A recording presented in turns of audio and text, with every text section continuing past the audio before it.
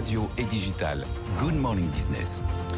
Passer ses vacances d'été à la montagne. Cet été, le taux d'occupation dans les communes de montagne a dépassé les 50%, 54% estimé aujourd'hui. On est au-dessus du niveau de l'an dernier et on va en parler avec Jean-Luc Bock. Bonjour.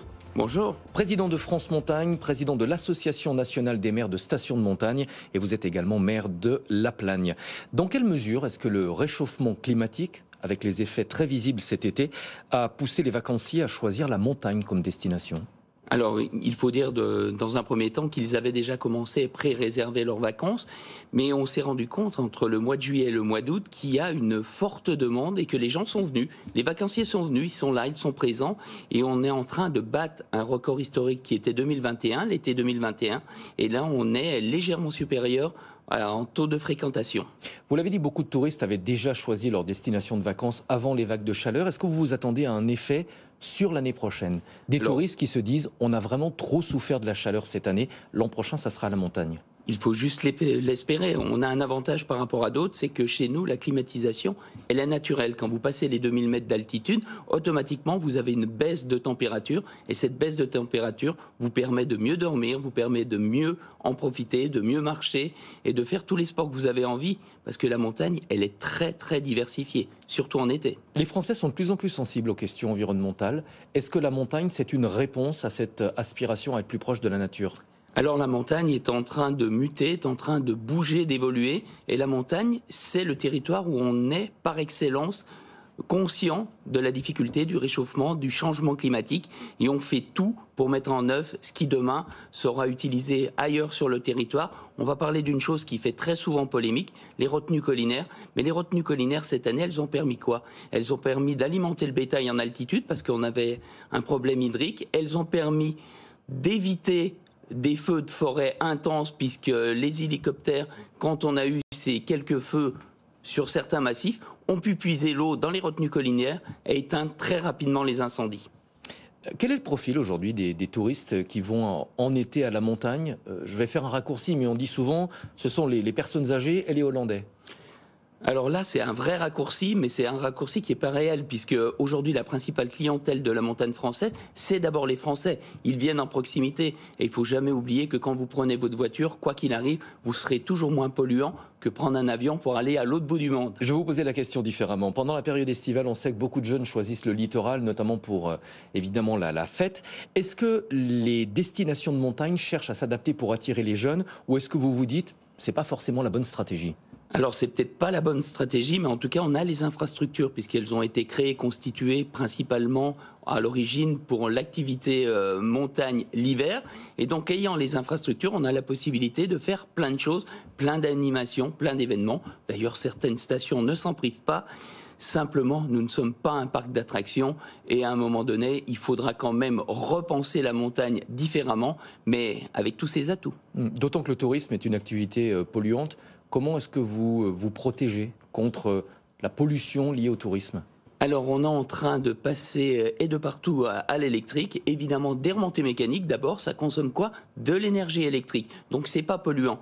Les dameuses, qui faisaient polémique il y a un certain temps, vont passer en électrique ou à hydrogène.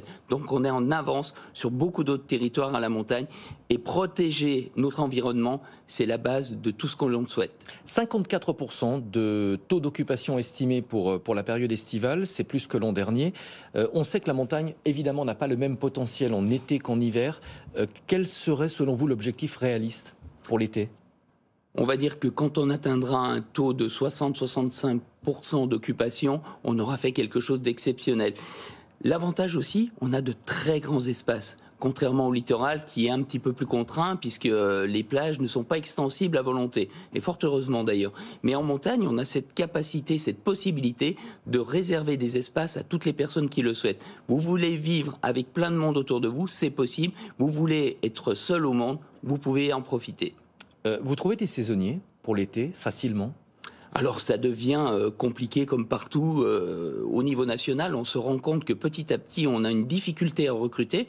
Et ça, quel que soit le métier, quelle que soit la localisation. Mais on fait tout pour les attirer. Le logement est un des vecteurs importants. Il faut loger les saisonniers, c'est évident. Il faut les rémunérer correctement. On est, nous aussi, en train de vivre notre mutation.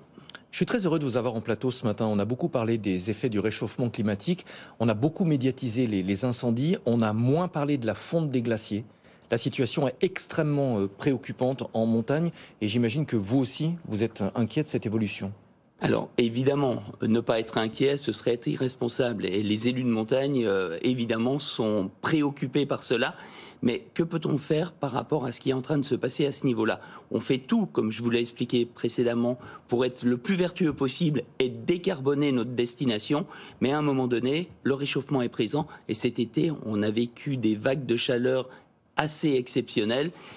Ça veut dire quoi? Ça veut dire que, par contre, la matière première, l'eau, quand elle tombe en abondance et sur une période très courte. Donc il va falloir apprendre à la stocker, à l'utiliser différemment et à la distribuer au niveau national pour que personne ne puisse avoir un manque d'eau, ce qui est vital à la vie.